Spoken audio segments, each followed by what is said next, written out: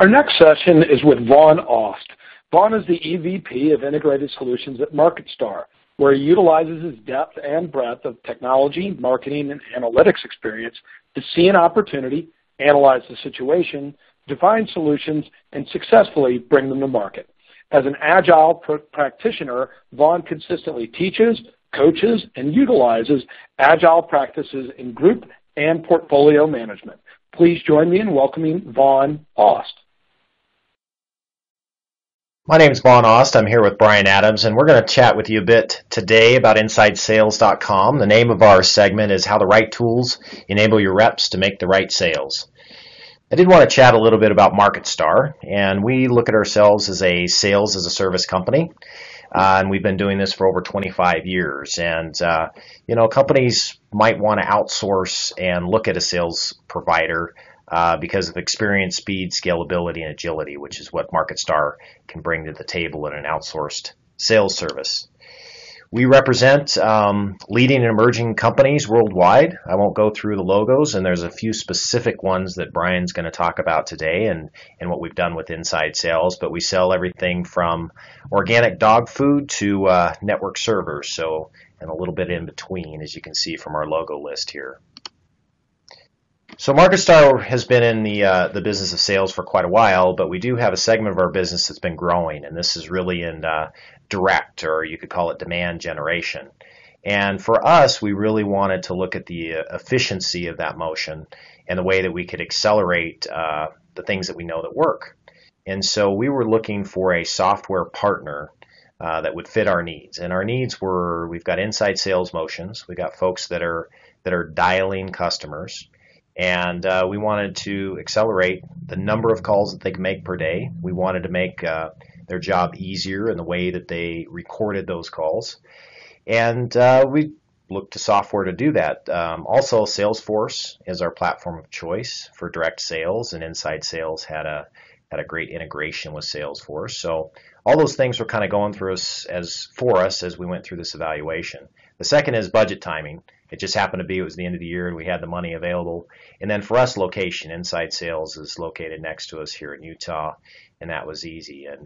And Inside Sales is also very flexible with their pricing. So they came to us with an attractive offer, and we were able to get up and running.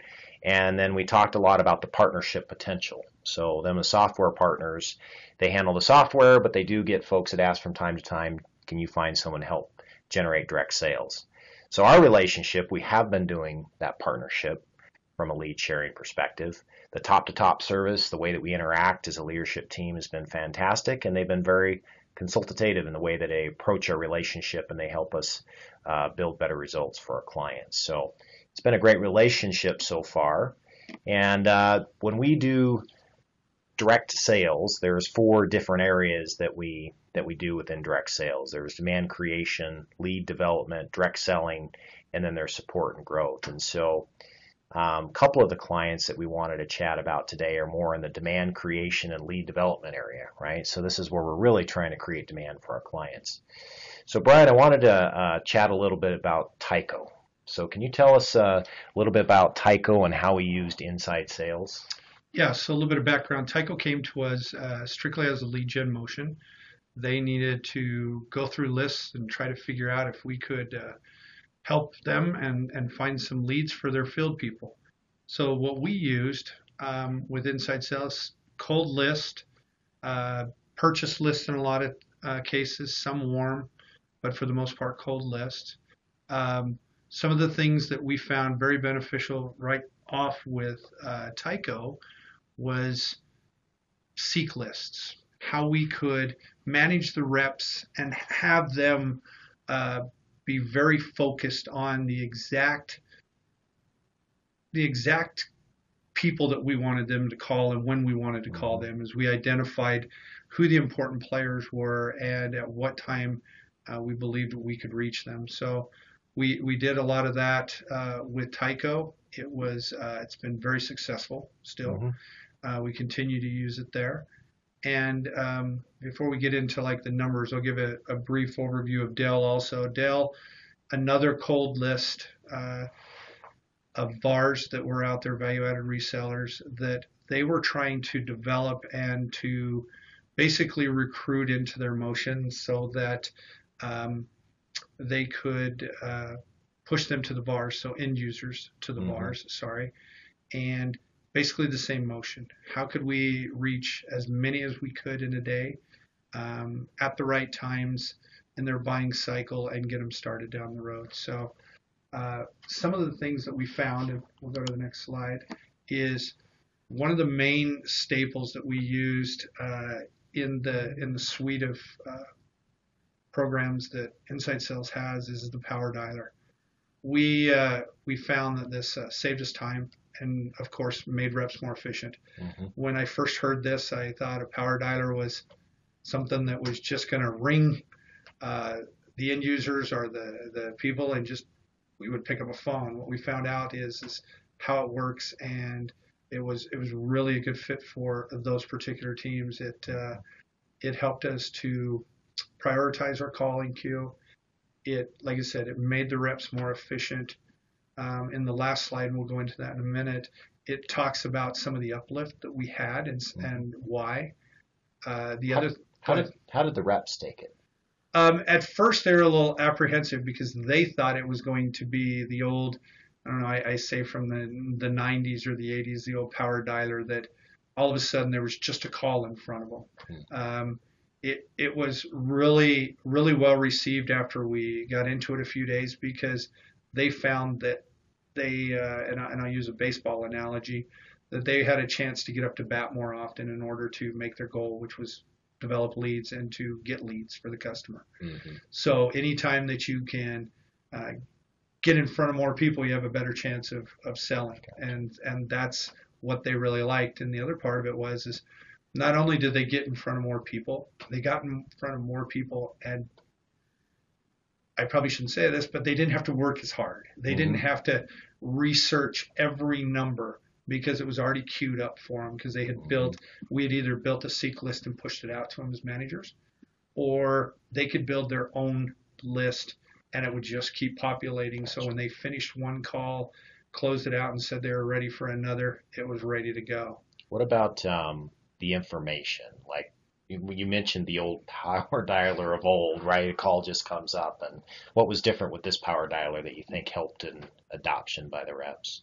It was integrated with Salesforce, so it made it real easy. They were familiar with Salesforce, and the way that it was set up, it was just, all you had to do was basically put your notes. It logged all of it for you. You didn't have to. It minimized clicks for the reps, so that made it a lot nicer for them. The folks that are out there, if you had one word of advice or one tip or trick that you would say in the use of power dialer or the way that seek lists are set up, what would you recommend?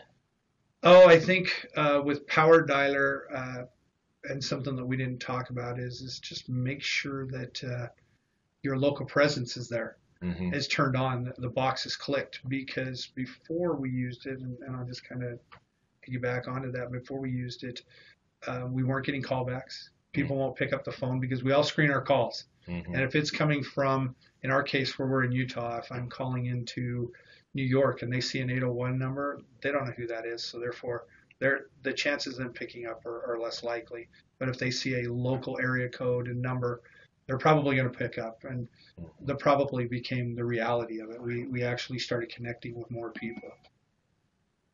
Great. So talk a little bit about the results for me and walk us through what we got out of using Inside Sales. So the activity volume, and that goes to my baseball analogy, guys were working really hard to get 75 calls a day. The old way, click through your list, pull it out of Salesforce, get your finger in motion and start dialing. And you laugh if you think about that, because you think, well, that doesn't take much of a motion, but 20 seconds here, 30 seconds there. At the end of the day, that's less at bats, and it makes it harder for you to get those. So just to look at on the activity level or the activity volume side of it, we went from 75. Guys were going home frustrated.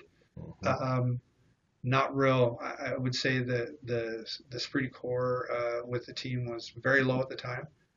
They could do, with the power dialer, they could do, we put 113 in there, but that's the average. some days, and it's always in the call world, if you talk to a lot of people, that average is going to go down. That number is going to go down a little bit, but it still gave them more at bats, and it was really great for the reps to be able to do more work and not feel as drained at the end of the day. And the other thing is, and we talk about the decision maker volume, local presence, I think, was the biggest key there, because as you can see, we were right around 4 that we talked to each day. And with local presence, like we all screen calls, they started picking up more often, which gave us even a better chance, not just volume. We were talking to the right people and able to connect with them.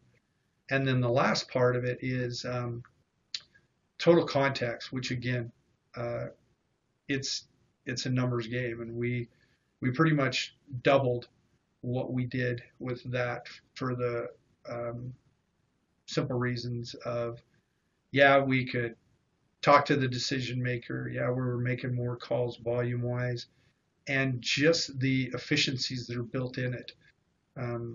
Being able to leave a pre-recorded message, local presence, all of those things. But one of the things that is really beneficial too, so we've talked about the rep experience, is the manager experience. And the way that it's set up, it's very easy to use, and we all have areas and area codes that you can't call into. It takes you as a manager 5 minutes to go in and put those area codes in a box, save it, and it will not record any of those calls to that, and you don't have to worry about if your rep is calling a certain area code and wondering if in fact it's being recorded. It doesn't. The other part of it is with the manager side is that the way you can monitor, the old days of sitting next to a rep linked in with a headset are gone, and you can do it remotely. You can do it from your office or your cube, depending on where the manager sits, and you can get real live feedback on it. You can listen to them, click on the record because it is integrated with Salesforce, and look at what they're doing. So it was really good. The reps really liked it, and I know the managers have really enjoyed it also because of the way that they can more effectively manage their people. Mm-hmm. No, thank you for that. And I know we are deploying some of the more recent features that were from the Inside Sales Conference. So we're looking forward to testing Vision on a 21-day cadence where we email and call and email and call and email and call and have an integrated dashboard. I know Brian and I are looking forward to that. And then we're also looking forward to using Neurolytics to not only set up that call queue, but to determine who we call first and when and why. So we appreciate your time today and everyone that attended. And Brian and I are going to sign off. Cheers.